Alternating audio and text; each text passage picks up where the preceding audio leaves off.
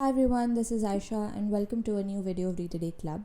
Today I will be talking about the best books that I've read so far this year. So there are at least 5 books that I have read that sort of stand out of all the books that I've read this year, which is not a lot, to be honest, because I am not a fast reader and nor do I read multiple books at the same time. I can never do that. So out of those 12 books, there are 5 books that I really enjoyed. So the first book is The Life of a Stupid Man by Ryūnosuke Akutagawa. This one is a very short autobiographical story about a narrator who reflects on his life and experiences. The story is split in 3 parts. The first part describes his childhood, and it's so much more than just that. It's about loss, guilt, and emotional emptiness. The second part consists mainly the protagonist's own inadequacies in his personal relationships. This is also where he most fiercely gives an account of his own despair, depression, and estrangement from life and the human experience. And lastly, the third part deals with him looking back on his life with a sense of both regret and guilt. So the quote-unquote life of a stupid man is thematized as someone not having lived a full life, and so the insignificance and meaninglessness of human life on a universal, fundamental level is portrayed here. So for me, this book was deeply introspective and oftentimes jarring because it deals a lot with how we experience life and reality and feel so deeply about everything. You know, the search for any kind of meaning or a sense of identity in an otherwise in a seemingly indifferent world are some of the is the major theme of this book.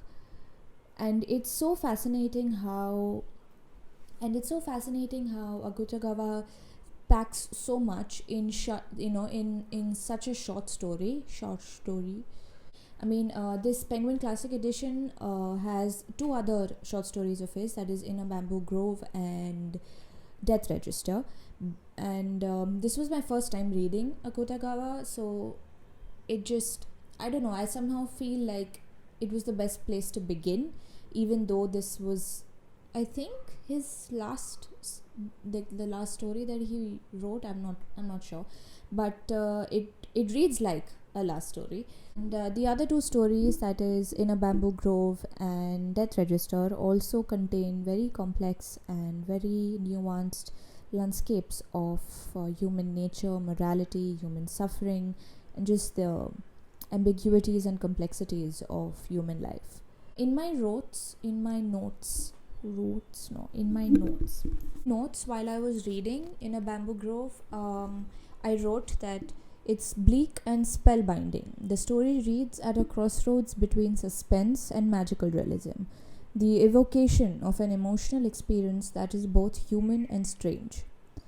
And the book also ends with this line: I sank once and for all into the darkness between lives.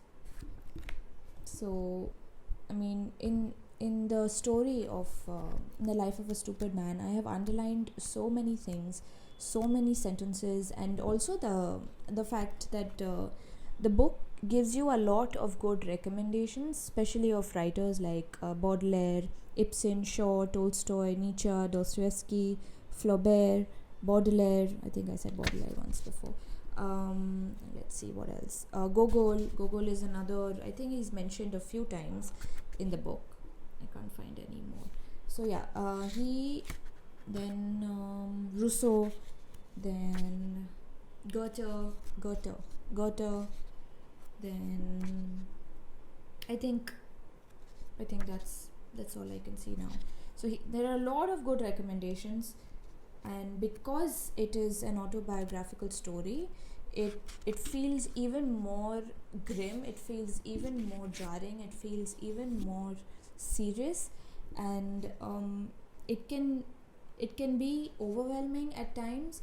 Just to sink your teeth into the story is the only way that you can read it. And it evokes feelings of sympathy when you think about life and living, and the book can feel overwhelming most of the times, but it's also very strangely comforting because Akutagawa talks about the beauty of nature and literature as a way to cling to as a way of coping with and exploring the frailties, the uncertainties of human nature and existing.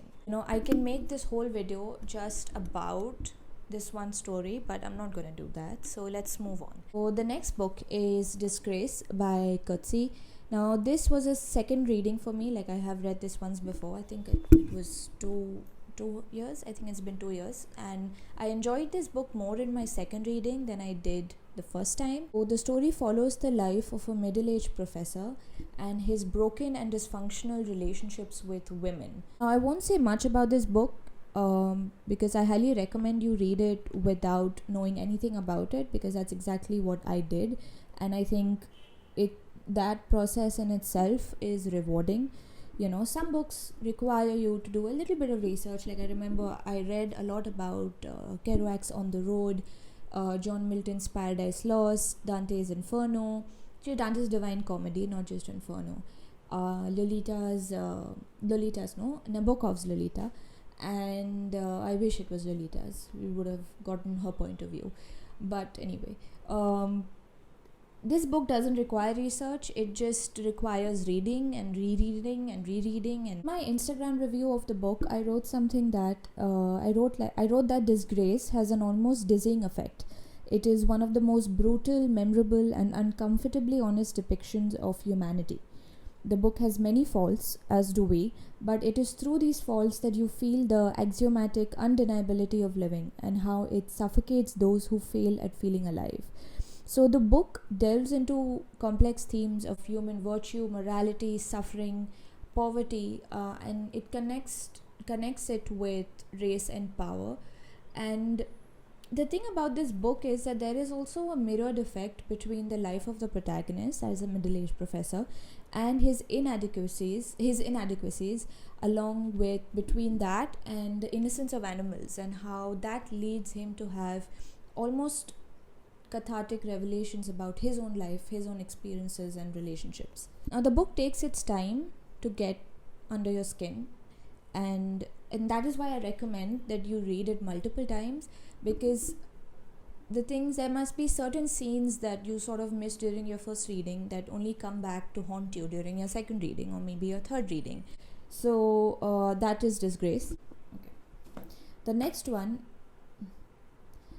one is Shakespeare's King Lear.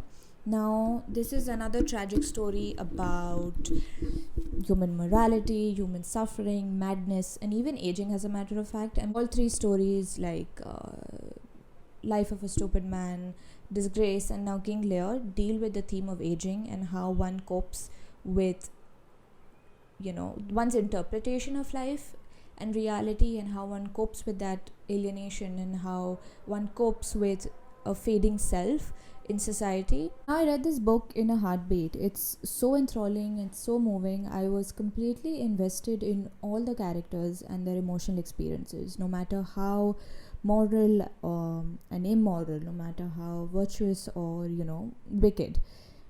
And with regards to what this play gives you is a powerful portrait of human madness and how deeply it coalesces with feelings of despair, sorrow, pain, loss, and uncertainty. I've tapped a lot of lines in the book. It talks about death and existential exploration of the human condition and the futility of our actions and their consequences. One of the most compelling things about King Lear is the role that nature plays in reflecting and mirroring the heightening instability of the male character, King Lear. It's done in such a vividly powerful manner that you can almost imagine the landscapes that Shakespeare creates. It's rife with all the delusional aspects of human nature and the disastrous consequences they lead us to, which feel almost too real and painful to bear. We live on a placid island of ignorance in the midst of the black seas of infinity, and it was not meant that we should voyage far.